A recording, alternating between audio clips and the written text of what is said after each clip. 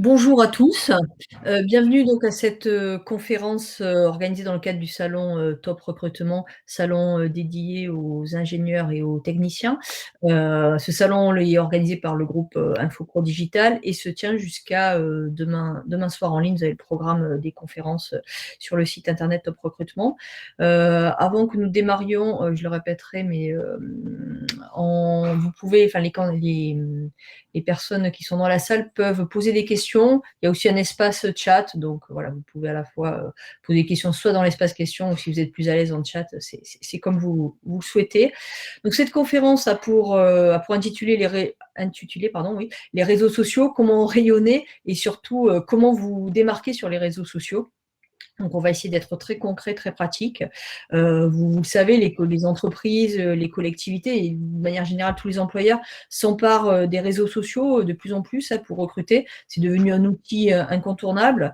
Donc, pour vous aider dans votre recherche d'emploi, nous avons invité trois experts des réseaux sociaux pour qu'ils vous aident à mieux tirer profit de ces outils. Nous avons aussi trois experts et notamment une DRH aussi, une responsable recrutement qui va vous dire aussi comment, côté entreprise, on utilise cet outil-là.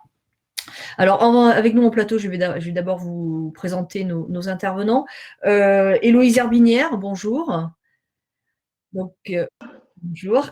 Vous êtes responsable recrutement chez Studi Technologies. Studi Technologies, c'est une société d'assistance à l'ingénierie ferroviaire et de l'énergie. Vous nous direz ça plus précisément, mais surtout, vous allez nous expliquer comment, en fait, vous utilisez, vous, en tant qu'entreprise, les réseaux sociaux, à la fois pour faire rayonner votre marque, vous rendre attractif auprès des candidats, et aussi pour recruter de nouveaux talents. À vos côtés, nous avons Noémie Buffon. Bonjour. Bonjour. Vous dirigez l'agence de communication digitale Lexi. Vous conseillez des acteurs au sein de cette agence, des acteurs de l'intérêt général. On va en citer quelques-uns: Santé publique France, ministère de la Transition écologique, département Loire-Atlantique, ministère des Finances, enfin plutôt des clients de renom. Vous avez auparavant exercé le rôle de responsable de la stratégie digitale au sein de plusieurs institutions publiques. Mairie de Paris, la ville de Nantes, ministère des Affaires étrangères, etc. Et vous êtes multicasquette, puis vous êtes aussi autrice de l'ouvrage « Utiliser les réseaux sociaux dans la fonction publique ». C'est vrai. Et les auditeurs que ça intéresse, c'était paru en 2017, édition Gallimard, c'est ça, si je ne me trompe pas. Donc, vous allez nous expliquer, vous, comment les acteurs publics, eux aussi, maintenant s'emparent des réseaux sociaux, recrutent via les réseaux sociaux, et vous allez leur donner des conseils pratiques. Et nous conclurons avec Géraldine Jakowski. Donc, vous êtes coach, experte en marketing digital. Vous avez fondé l'agence Will Digital. Pour vous, LinkedIn est l'outil numéro 1 en fait en termes de recherche d'emploi, et vous allez nous donner des conseils alors là, extrêmement pratiques sur comment se servir en fait de cet outil, parce qu'on pense le connaître, mais pas forcément aussi bien que ce qu'on pense, quoi. Très bien, oui. Donc, commencer avec vous, Héloïse Herbinière. Donc, vous êtes responsable recrutement chez Studi Technologies. Oui. Et je voudrais savoir en fait comment vous utilisez, vous, en tant qu'entreprise, justement pour faire rayonner votre marque employeur, vous rendre attractif auprès des candidats, déjà dans un premier temps. Et avec une petite présentation aussi rapide peut-être de Studi Technologies que tout le monde ne connaît pas forcément. Tout à fait. Alors, écoutez, j'avais préparé un petit PowerPoint, mais c'est pas grave. Mon ordinateur me fait défaut, mais je n'ai pas besoin, il n'y a pas de souci. Du coup, oui, je voulais présenter d'abord un petit peu Studi Technologies parce qu'on est une société de conseil. En fait, on fait vraiment de l'assistance technique auprès des acteurs ferroviaires et de l'énergie. Donc, on est une société en fait qui recrute au quotidien. Donc, le recrutement, c'est vraiment quelque chose que l'on pratique énormément. On a une petite particularité chez nous, c'est vraiment de cette sectorisation, ce qui fait qu'on recherche des profils qui sont très spécifiques. Des profils qui vont être plutôt Bac+2 à Bac+4, qui vont être issus de formations génie civil, électrotechnique, télécommunications, mécanique, automatisme, etc. Donc, on est une société qui est assez récente. On a été créé en 2011. On est 180 maintenant dans l'entreprise. Donc, pour vous dire, voilà, en l'espace de 10 ans, on a beaucoup recruté. On compte recruter encore davantage. Il y a votre... Super, ma présentation arrive, c'est génial. Donc voilà, on est sur la deuxième slide du coup. Génial, merci. Et puis, on est une entreprise qui accompagne énormément nos salariés. Notre objectif, c'est vraiment de les faire monter en compétence sur ces sujets très techniques. Et ils sont accompagnés derrière, du coup, par des ingénieurs d'affaires qui, eux, sortent d'écoles d'ingénieurs, pour le coup, et qui ont donc cet aspect très technique et cet aspect aussi commercial et relationnel qui est derrière. Donc voilà, on est vraiment sur ces deux profils, des profils très techniciens et des profils aussi ingénieurs. C'est pour ça que ce salon est vraiment parfait. Donc, pour répondre vraiment à votre question, pour nous faire connaître sur les réseaux sociaux, nous, on a mis en place une vraie stratégie éditoriale. En fait, on a identifié un petit peu nos cibles. Nos cibles, en fait, c'est très simple, ça va être nos clients qui vont être les acteurs ferroviaires, qui vont être aussi qui vont être nos candidats et qui vont être nos salariés. Et donc, l'idée, c'est de leur proposer du contenu qui soit un petit peu différenciant. Donc, on va proposer du contenu basé sur nos expertises, donc vraiment des exemples de projets concrets que l'on peut mener. Ça va être aussi beaucoup de témoignages collaborateurs. En fait, on part du principe que personne n'est mieux placé qu'un salarié pour parler de son entreprise. Donc ça, c'est vraiment quelque chose d'important parce que c'est un témoignage qui est très transparent, très honnête. Voilà, le salarié, il est là pour témoigner de son vécu et de témoigner des avantages et des inconvénients dans une entreprise, parce qu'on ne va pas se mentir, il y en a partout, des inconvénients comme des avantages. Donc voilà, c'est vraiment important d'avoir ce témoignage-là. Et donc nous, on laisse la parole à nos collaborateurs par le biais d'articles qu'on va partager sur les réseaux, par le biais aussi de vidéos. Et donc, dans ces vidéos-là, voilà, on va leur poser quelques questions. Et Après, on va faire ça, c'est un Pardon. exemple qu'on peut voir. C'est un exemple qu'on peut voir, responsable communal. Alors, pas du tout. Là, vous anticipez un petit peu mes propos, mais on était sur les slides précédentes. Mais tous les exemples sur notre page LinkedIn, donc n'hésitez pas à aller les consulter. Voilà, il y a un petit peu de tout. Et c'est vrai qu'on a une stratégie aujourd'hui qui nous permet aussi d'engager beaucoup nos collaborateurs par le biais des témoignages. Et on a la chance d'avoir une communauté qui est plutôt bien solide. Et donc, nos collaborateurs partagent eux-mêmes nos posts, nos publications, ce qui nous crée vraiment un réseau très dense. Et donc, aujourd'hui, on a des abonnés qui sont vraiment tous en lien avec nos métiers, avec notre secteur d'activité. Donc, on a gagné plus de 1000 abonnés en un an. Donc, on est une petite PME. Pour nous, c'est énorme. Pour des grandes entreprises, forcément, c'est beaucoup plus léger. Mais nous, on en est très fiers. Et aujourd'hui, on a 10 fois plus d'abonnés qu'on a de salariés. Et quand on regarde justement la qualité, entre guillemets, la cohérence, en tout cas, entre les personnes qui sont abonnées à notre page et nos métiers, on se rend compte que c'est vraiment très cohérent et on en est vraiment très content. Ça veut dire qu'on intéresse, en tout cas, le public qu'on avait ciblé à l'origine.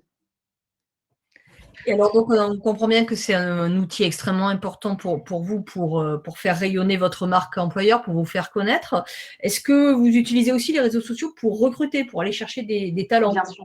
Oui, oui, tout à fait. Alors là, c'est exactement, voilà, sur cette slide-là, c'est ce que je voulais vous donner comme information. Typiquement, en 2021, nos projets de recrutement, ça va être 70 techniciens et 5 ingénieurs d'affaires.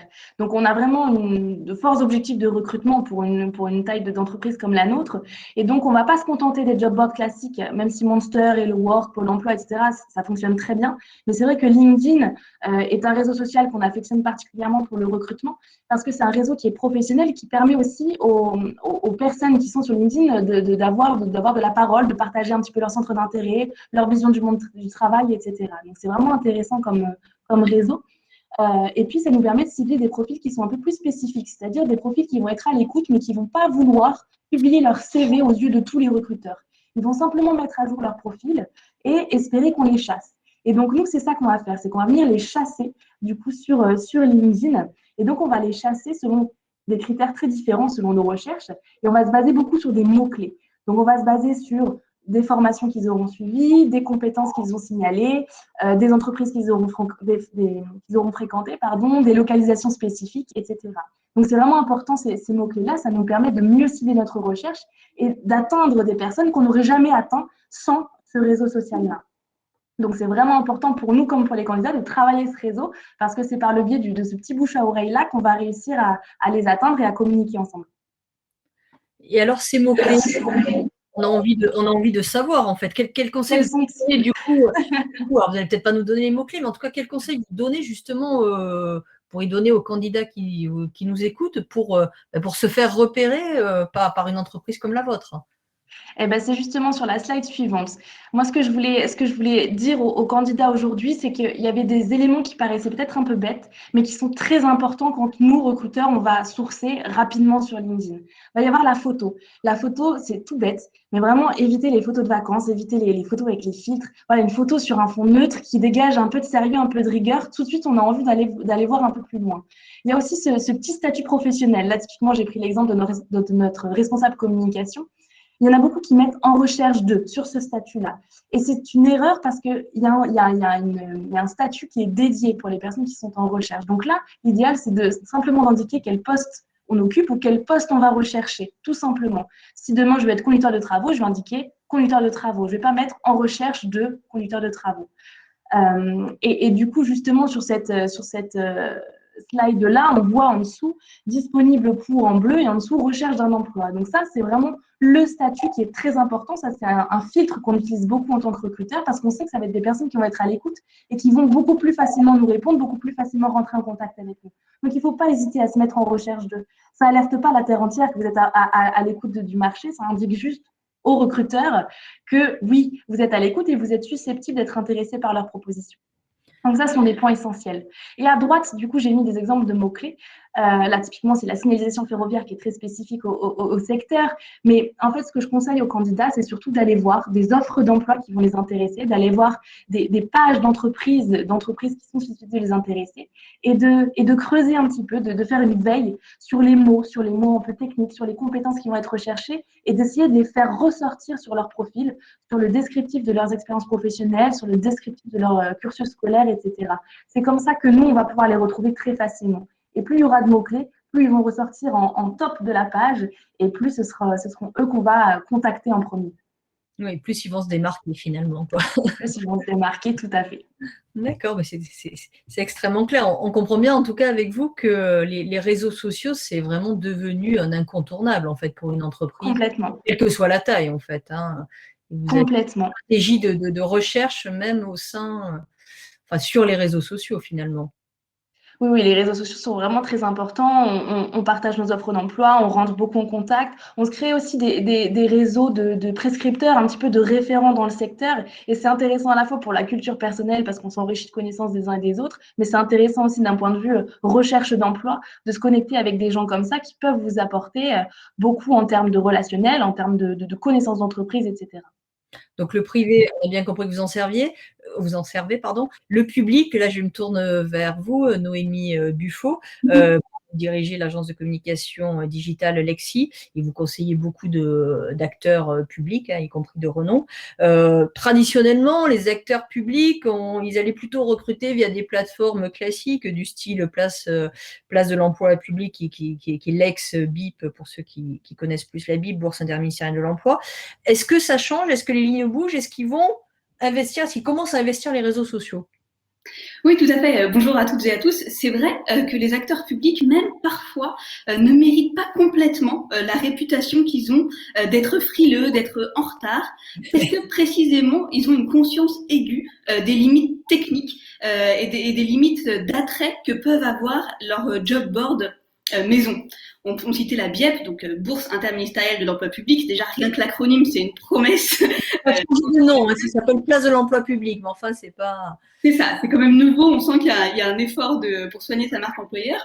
Mais précisément parce que ces plateformes sont parfois extrêmement austères et difficiles d'accès, et ben en fait les acteurs publics ont eu tendance à aller parfois plus vite même que les acteurs privés vers les réseaux sociaux parce qu'ils ont trouvé un espace où enfin ils étaient identifiables et aussi un espace où ils pouvaient communiquer de façon directe, sans intermédiaire, avec leur cible. Donc je dirais que finalement c'est plutôt encourageant et depuis déjà un certain nombre d'années, les acteurs publics ils ont conscience de la nécessité de recruter et de fidéliser des profils qui vont être un peu rares, des profils de techniciens, des profils d'informaticiens, de développeurs. Ils partent d'un constat qui est délicat, c'est qu'ils n'ont pas forcément des arguments financiers très forts. Quand on va recruter sur LinkedIn en tant que collectivité ou qu'acteur public, on sait que déjà on souffre un peu de notre réputation d'acteur public. On n'a pas forcément des arguments financiers extrêmement forts. Donc, on va redoubler d'efforts pour soigner sa marque employeur. Et pour ça, il y a plusieurs façons de le faire. Nous, on accompagne chez Lexi notamment la région Île-de-France dans sa communication LinkedIn, mais aussi le ministère de l'économie et des finances dans l'application de ce qui s'appelle les stratégies d'outreach. Donc en fait, le principe, c'est d'encourager les agents de Bercy à prendre la parole sur les réseaux sociaux pour témoigner de l'intérêt qu'ont leur poste et d'encourager potentiellement d'autres personnes à y postuler. Et donc finalement, en accompagnement ces acteurs-là, on se rend compte qu'ils sont plutôt volontaires, enthousiastes à l'idée aussi de communiquer leur enthousiasme précisément sur leur mission. Et nous, on travaille beaucoup sur la notion d'engagement. Pourquoi ? Parce qu'en fait, on se dit que le secteur public a un argument à faire valoir et qu'on devrait les entendre beaucoup plus là-dessus, c'est la notion d'intérêt général, d'engagement. Finalement, travailler pour le secteur public, c'est aussi travailler pour le grand public, pour le bien commun. Et dans une époque où c'est des valeurs, des signaux qui résonnent beaucoup chez les gens, nous, on encourage beaucoup à travailler ces axes éditoriaux-là. On voit finalement, vous avez finalement les mêmes stratégies qu'une entreprise, que ce que nous disait Héloïse Herbinet. Finalement, c'est soigner sa marque employeur, chacun avec et avec même dans la stratégie, c'est-à-dire que vous allez chercher des témoignages incarnés en fait. C'est vraiment ça qui permet de soigner sa marque employeur, quoi. En fait, c'est ça, il faut faire parler les personnes. On sait, imaginez-vous, vous êtes sur LinkedIn, il y a la direction générale des finances publiques qui publie un post vous disant venez travailler chez nous, c'est super, c'est des carrières de contractuels, en plus c'est des CDD de 3 ans. Bon. Versus un agent qui travaille à la DGFiP et qui témoigne d'un projet ultra exaltant qu'il a réussi à mener. Forcément, en tant qu'être humain, on est plus sensible au témoignage d'un alter ego que d'une structure qu'on va soupçonner de faire de la communication un peu classique. Tout à fait. Alors, quel conseil vous donnez, vous, parce qu'on voit le côté en marque employeur, mais le côté candidat, quel conseil vous donnez, vous, aux candidats pour se mettre en valeur sur ces réseaux sociaux, pour rayonner et, là encore, se démarquer? Alors justement, forte de notre expérience, effectivement, de l'autre côté, à conseiller les collectivités ou les institutions publiques, ce que je peux vous dire, c'est qu'en fait, elles vont être sensibles au fait que vous déployez une vraie stratégie. C'est-à-dire que souvent, quand on pense aux réseaux sociaux, on se dit « Oh, c'est amusant, c'est léger, c'est fun, il faut mettre un petit gif animé et puis on va susciter l'intérêt, la curiosité. » Or non, en fait, je pense que quand on est dans une démarche de candidat à la recherche d'un emploi, il faut vraiment fixer une stratégie, c'est-à-dire des objectifs, des cibles et des messages. Héloïse en parlait juste avant, elle a fait ce travail d'identification des cibles. Et côté candidat, c'est la même chose. Quel est votre objectif ? Je sais pas, avoir 10 DRH dans votre réseau, entrer en contact avec 5 responsables recrutement de telle localité. Essayez d'être extrêmement concret dans les objectifs que vous vous fixez, dans les cibles que vous souhaitez atteindre, et ça vous permettra en fait d'élaborer un espèce de mini plan de communication qui vous est personnel. Et le deuxième conseil que je donnerais, donc 1, la stratégie, et 2, un mécanisme d'empathie, c'est-à-dire mettez-vous systématiquement à la place du recruteur. Qu'est-ce que le recruteur veut savoir de vous? Qu'est-ce qui va piquer sa curiosité? En quoi vous avez un parcours qui est différenciant peut-être d'un autre candidat? Et c'est ces informations-là, un peu, on pourrait qualifier de croustillantes, qu'il faut, je pense, mettre en avant. Est-ce que finalement, il faut prendre un peu la position d'un expert, en fait, être expert de soi-même? Oui, tout à fait. Quel conseil vous donnez aux candidats là-dessus? Ouais, alors ça, je pense que Géraldine donnera des conseils tout à fait concrets. Mais de mon côté, ce que je peux dire, c'est qu'on travaille beaucoup à empowerer les agents, c'est-à-dire leur donner le pouvoir de prendre la parole et de s'exprimer sur un sujet qu'ils maîtrisent. Et même si c'est un sujet de niche, c'est génial. Et même plus c'est un sujet de niche, plus c'est exaltant parce qu'on va pouvoir avoir une communauté d'intérêt qui va réagir, qui va interagir avec votre publication. Donc, je dirais que c'est presque une démarche qu'on pourrait qualifier de soft power, où on va en fait faire réaliser une mise en scène de soi, et surtout, à travers cette mise en scène de soi, une mise en scène de son expertise. Qu'est-ce que je sais et comment je peux le scénariser, le mettre en forme, le mettre en valeur sur les réseaux sociaux et évidemment, notamment sur LinkedIn. Alors, je vois Madame Jakowski qui approuve, et vous avez d'ailleurs beaucoup de succès parce qu'on vous dit oui, la stratégie est importante, la vision à long terme. Yes, Madame Buffo. Donc, vous avez un grand succès.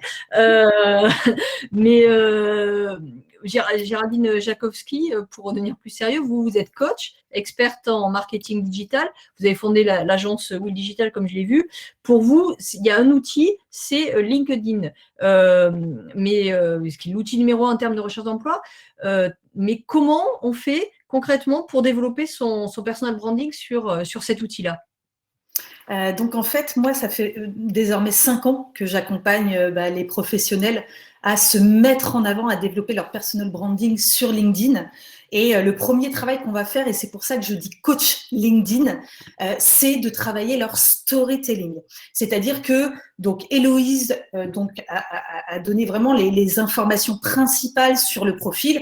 On a ce premier encart où on a notre photo de couverture que l'on peut habiller au travers de notre passion ou à travers un nuage de mots qui nous donne les skills qu'on veut mettre en avant, ou à travers simplement nos coordonnées lorsqu'on est candidat, une photo professionnelle, un titre explicite, ça c'est clair, et puis toujours donc positionner ses mots-clés par rapport à son titre et à sa fonction.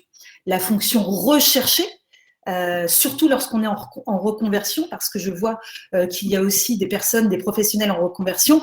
Donc en fait, lorsque je cherche, je candidate sur LinkedIn, je note mon futur métier en titre et en fonction. Je ne note pas mon expérience ou mon ancien métier. Ça, c'est important. Et puis, il y a cette case où je peux mettre à la recherche d'opportunités et où là, LinkedIn a un algorithme où on va pouvoir définir les différentes fonctions que l'on recherche. Donc, tout ça, Héloïse nous l'avait bien explicité. Ensuite, il y a une partie qui est fondamentale parce que ce premier encart, évidemment, est regardé et lu par vos visiteurs, mais il y a la partie info. Et la partie info, c'est notre storytelling. Et c'est ça que moi, je travaille avec tous les professionnels et c'est pour ça que je dis coaching. Parce qu'il va falloir orchestrer, énoncer son parcours en 3 ou 5 paragraphes dans cette partie info, en mentionnant en fait les principales informations de son parcours, certes, mais en disant aussi ce que je cherche aujourd'hui comme métier et pourquoi je suis dans cette quête-là, mon parcours en second paragraphe, mettre en avant mes compétences et mes skills en 3e paragraphe, et puis le pourquoi, par exemple, il faut me recruter et me mettre en avant dans un 4e paragraphe. On peut aussi laisser ses coordonnées, mais là, ça dépend de ce qu'on veut faire. En tout cas, c'est vrai qu'aujourd'hui, il faut embellir, plutôt façonner son profil LinkedIn pour pouvoir accrocher les recruteurs. Ensuite, évidemment, donc ça, c'est les parties, le premier encart et le storytelling, la partie info, ce sont les parties les plus lues et les plus vues. Ensuite, un recruteur, effectivement, il va s'attacher à descendre dans le profil, à regarder vos expériences, et là aussi, je vous conseille de les développer. Il y a une multitude de profils où les professionnels n'ont pas développé leur expérience. Or, comme on le disait tout à l'heure, lorsque je développe mes expériences professionnelles, j'intègre des mots-clés. Et donc, en fait, lorsqu'un recruteur va taper le titre de votre fonction ou le mot-clé qui représente votre fonction, eh bien, en fait, si c'est comme l'algorithme de Google. Donc, en fait, je vais remonter dans le moteur de recherche LinkedIn parce que j'aurai dans mes différentes expériences noté ce mot-clé. Donc, ça, c'est vraiment important. Et quand on descend, je peux vous dire qu'il y a des recruteurs qui vraiment scrutent tous les profils, et Héloïse pourra nous le dire, parce qu'il est important aussi d'avoir des recommandations de son ancien manager, d'un ancien collègue, et il est important aussi de se mettre en avant par rapport à ses compétences principales. Donc, vous voyez, là, on descend loin dans le profil, mais il faut tout renseigner. Et nos expériences de bénévolat aussi sont importantes, avec les centres d'intérêt. Donc là, j'ai lissé tout le profil LinkedIn. Le panel pour soigner son image en fait sur les réseaux sociaux. Donc ça, on a bien compris, c'était extrêmement clair et intéressant. Et maintenant, comment on va aller chercher un emploi? C'est quoi les bonnes techniques pour aller décrocher l'emploi de nos rêves en fait? Alors, moi, la stratégie que je donne, puisque c'est vrai que Noémie a parlé stratégie, en fait, pour moi, chercher un emploi sur LinkedIn, c'est comme être commercial. Donc, en fait, il y a vraiment une stratégie à poser. Et ce que je conseille, c'est de se dire, bah voilà, moi j'ai de l'expérience, j'ai tout mon parcours professionnel et en fait aujourd'hui je vais sélectionner 5 à 10 entreprises dans lesquelles j'ai envie de travailler. Je vais aller sur la page entreprise de ces entreprises. Donc ça va apparaître dans mes centres d'intérêt. Et puis, lorsque je suis sur la page entreprise, je peux aller sur tous les employés de cette entreprise. Et là, je vais écrire RH dans mon moteur de recherche et j'aurai tous les RH de l'entreprise. Et en fait, ce que je vais faire, c'est que je vais me faire remarquer des RH, des personnes des ressources humaines au sein de ces entreprises. Alors, pour tout vous dire, les DRH sont sursollicités. Mais dans des entreprises, vous avez des chefs de projet RH, vous avez des missions au sein des RH, et ces gens-là sont plus accessibles.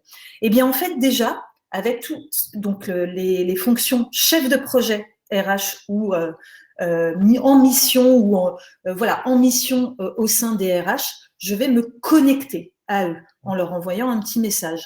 Et puis, je vais aussi regarder les profils des RRH et des RH.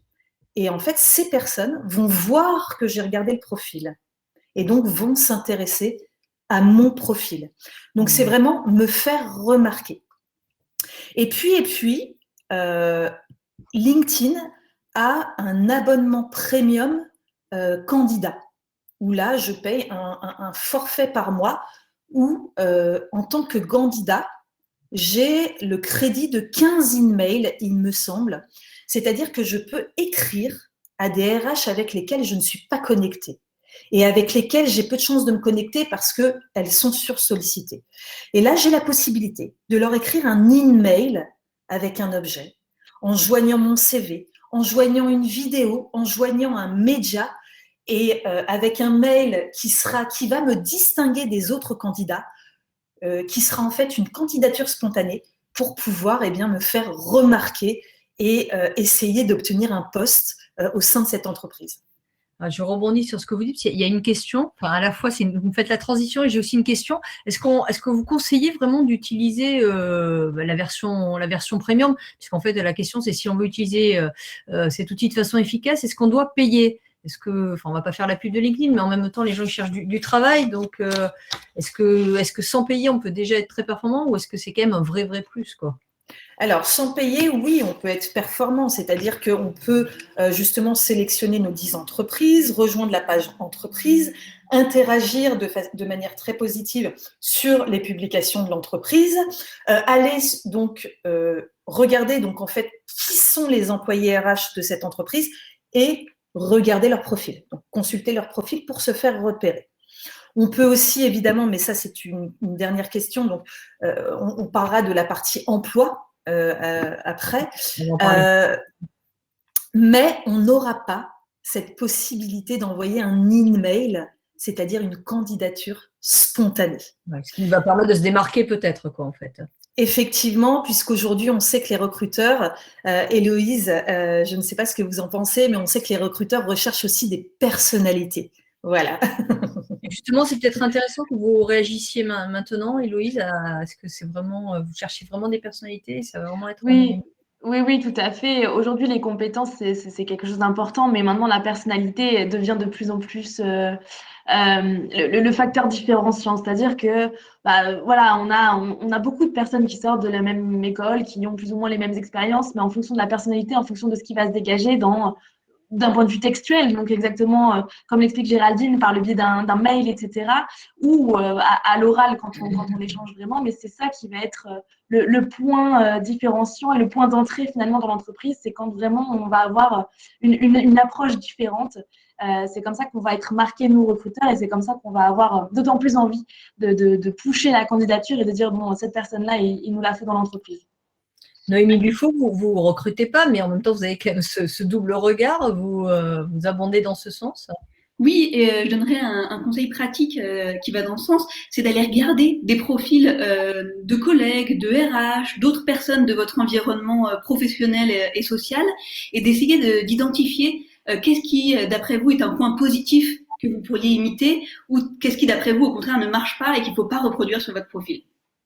Je reviens vers vous, Géraldine. Il y a un aspect qu'on n'a pas encore évoqué, c'est comment on candidate. une fois qu'on a soigné son personal branding, etc. Comment on va candidater sur LinkedIn, plus précisément? Oui. Donc justement, hein, vraiment le premier step, c'est de faire son personal branding, d'avoir vraiment un profil qui soit ad hoc. Ça, c'est vraiment important. Ensuite, sur LinkedIn, tout simplement, il y a une partie emploi. Donc, on a un onglet emploi. Et là, en fait, eh ben, on va faire sa recherche. Donc, soit au travers des entreprises qu'on a sélectionnées dans sa stratégie, soit regarder quelles sont les offres d'emploi par rapport à notre fonction. Et là, on va avoir toutes les offres d'emploi, effectivement, qui vont nous être proposées. Et il y a deux solutions. Soit LinkedIn nous propose une candidature simplifiée, donc en un clic, eh bien, en fait, il y a le lien de mon profil LinkedIn qui part donc directement sur la boîte mail du recruteur de l'entreprise. En général, il faut quand même ajouter un document qui est le CV. Ou soit, donc là, il y a un process de candidature et on arrive sur la page entreprise du recruteur. Et là, il faut suivre le processus que le recruteur, que l'entreprise décline. En fait, voilà, il faut suivre le processus de recrutement. Donc, en général, il y a vraiment des entreprises qui ont des interfaces de recrutement où là, on va créer son profil et pouvoir suivre aussi les opportunités de l'entreprise.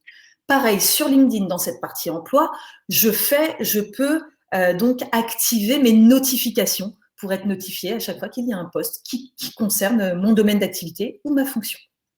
Donc, avoir une veille, finalement. Et alors,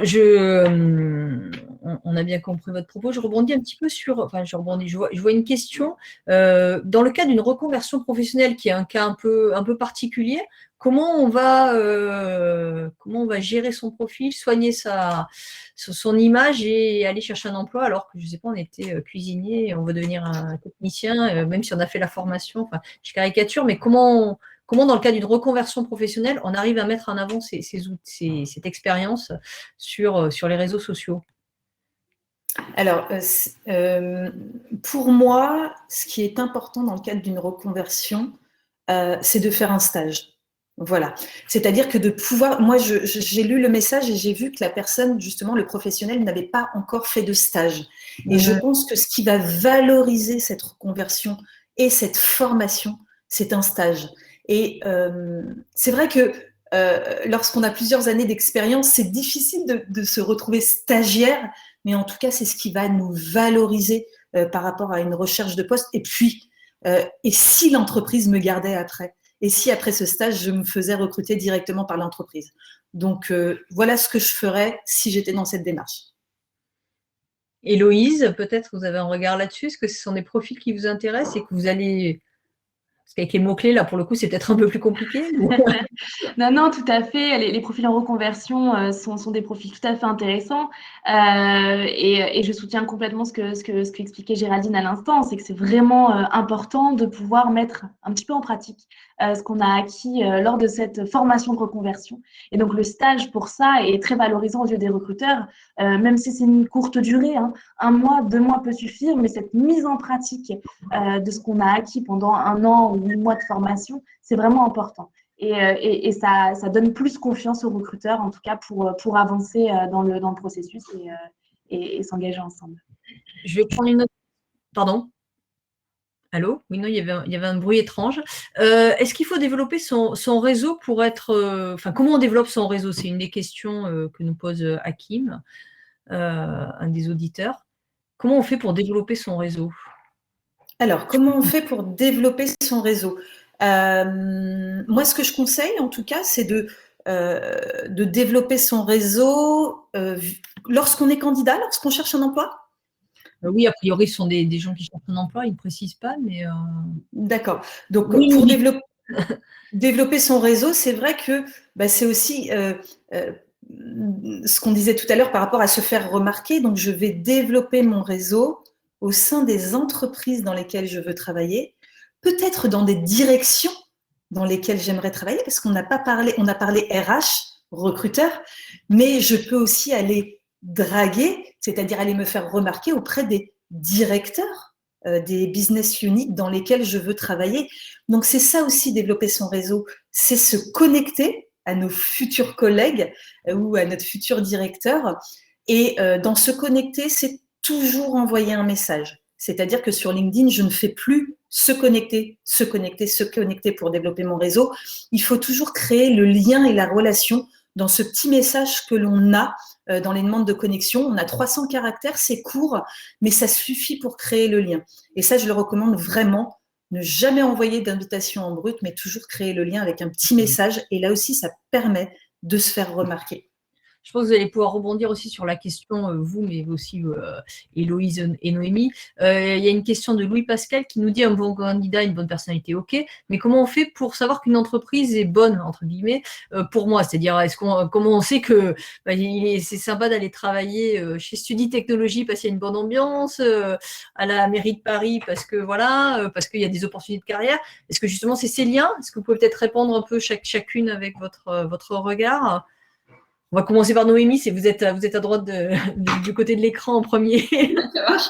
Alors, on peut aller jusqu'à mener une petite enquête, un peu comme Géraldine l'expliquait, c'est-à-dire qu'on peut en fait aller voir les personnes qui travaillent au sein d'une entreprise.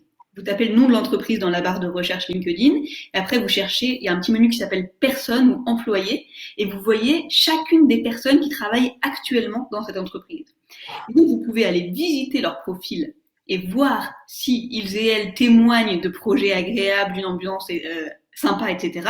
Voire même pousser l'enquête jusqu'à envoyer un petit message privé à quelqu'un qui serait en poste, qui serait évidemment pas dans des fonctions potentiellement langue de bois, donc peut-être pas quelqu'un du RH, désolée Héloïse, mais peut-être à quelqu'un qui occupe une mission, un poste que vous visez, et puis lui demander très sincèrement, en disant, voilà, je suis dans une démarche de recherche d'emploi, j'ai repéré cette entreprise, donc j'ai entendu du bien, est-ce que vous auriez 2 minutes à m'accorder juste pour me dire comment est l'ambiance en ce moment chez telle boîte?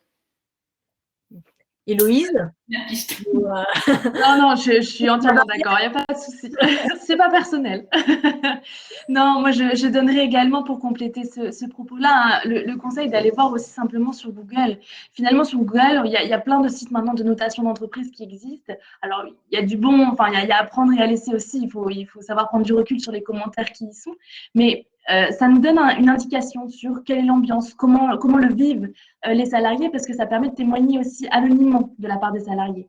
Donc, c'est pour ça que je dis, il y a à prendre et à laisser, parce qu'on ne sait pas si toutes les personnes qui témoignent sont vraiment salariées de l'entreprise, mais en majeure partie, normalement, la personne qui va témoigner, c'est quelqu'un qui est au sein de l'entreprise, qui va pouvoir vous donner les avantages et les inconvénients avec toute transparence, puisqu'elle ne risque rien vis-à-vis de son employeur, elle n'est pas identifiée.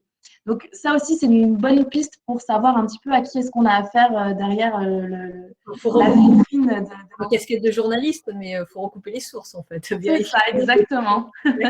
Alors, Géraldine, vous, est-ce que c'est aussi quelque chose que peut permettre LinkedIn, et est-ce que c'est une façon aussi de trouver la bonne entreprise? Parce qu'il faut cibler, on a bien compris dans ce que vous dites, il faut quand même cibler les bonnes. Il ne s'agit pas d'arroser à tout va. Donc, cibler les bonnes entreprises et bien s'informer. Alors, les entreprises qui mettent en avant leur marque et puis le bien-être en entreprise, dans leur entreprise, en général, c'est vrai qu'elles utilisent les testimonies, c'est-à-dire le témoignage de leurs employés. Et on en a pas mal parlé aujourd'hui. Donc, je peux aller donc sur le site de l'entreprise, voir un petit peu la vie en entreprise. Je crois qu'il y en a beaucoup aujourd'hui, justement, qui mettent en avant cela, c'est-à-dire qu'ils vont nous faire des vidéos vie ma vie au sein de l'entreprise. Donc, c'est intéressant. Et puis, quand je développe mon réseau et que je me connecte à des salariés de l'entreprise, peut-être que je peux leur poser la question. Voilà, mais bon, en général, les entreprises font des vidéos ou des testimonies de salariés pour qu'on puisse découvrir le cadre de travail, voilà, le ressenti des salariés. Donc, quand il y a ça, en fait, ça nous rassure et on sait qu'on peut y aller. Il nous reste 5-6 minutes. Peut-être faire un petit dernier tour de table. Je vois qu'il n'y a pas il y a des questions sur les stages, mais aujourd'hui, très difficile de trouver un stage. Si, peut-être sur la question de l'âge, parce que c'est quand même une question qui revient de manière assez récurrente dans les confs. Est-ce qu'il faut mettre son âge, pas son âge? Enfin, c'est quelque chose d'assez récurrent. Sur les réseaux sociaux, est-ce qu'on peut un peu… est-ce que c'est un problème? Qu'est-ce que vous conseillez, vous, là-dessus, Géraldine? Je veux bien répondre dans une minute. Justement, j'essaye d'analyser avec la question qui est posée. C'est-à-dire aujourd'hui, il est très difficile de trouver un stage, même sans gratification. Mais de manière plus large, il y a cette question, mais qui est quand même assez récurrente. On a eu d'autres conférences et c'est vrai que souvent ça revient. J'ai 50 ans, j'ai 55 ans, enfin voilà. Comment on gère cette question de l'âge sur les réseaux sociaux en fait? Pour moi, on n'affiche pas son âge. On n'affiche pas son âge. Et puis c'est vrai que lorsqu'on cherche un stage ou lorsqu'on cherche un job, moi, ce que je conseillerais, c'est de passer par des sociétés ou des cabinets qui, justement, vont prendre en compte toute notre expérience et nous mettre en valeur auprès d'entreprises. Et puis, on parle pas mal de programmes d'inclusion et de diversité. Et donc, en fait, il faut s'appuyer sur ces programmes ou ces sociétés qui travaillent pour l'inclusion et la diversité, et puis ne pas hésiter à demander de l'aide, effectivement, et justement passer par des cabinets ou des coachs, ou je ne sais pas, il y a même des sociétés, je ne sais pas, je pense au portage salarial, enfin, voilà, des sociétés qui pourraient nous ouvrir des portes dans des entreprises pour justement ne pas se retrouver seul face à son ordinateur et essayer de trouver un stage à tout prix, voilà, se faire aider et aller frapper aux bonnes portes au niveau des cabinets, d'agences qui peuvent nous soutenir. Et cette question entre guillemets enfin, la différence, peut-être pas ça, mais en tout cas de l'âge ou de la diversité, il y a une question sur le handicap en l'occurrence aussi. Noémie, enfin vous voyez le côté entreprise, est-ce que c'est quelque chose dont il faut parler sur les réseaux sociaux ou on le dit pas, on attend? Enfin, qu'est-ce que votre regard à vous et qu'est-ce que vous conseillez en fait là-dessus? Et puis après, on conclura avec Héloïse. Oui, je pense qu'en plus, pour le coup, côté collectivité et institution, il y a des exigences très fortes en matière de représentativité, diversité, recrutement de personnes handicapées. Donc, j'aurais tendance à dire qu'il vaut mieux le mettre, peut-être en n'ayant pas l'air de se dévaloriser, mais plutôt de le présenter, je pense, comme une force. Héloïse? Alors oui, j'ai deux avis en fait sur la question. Il y a le premier avis qui dit que dans tous les cas, aucune entreprise ou aucune collectivité n'est en droit de vous discriminer pour un âge ou pour une différenciation. Vous n'avez en aucun cas l'obligation de s'y aller. Fondamentaux.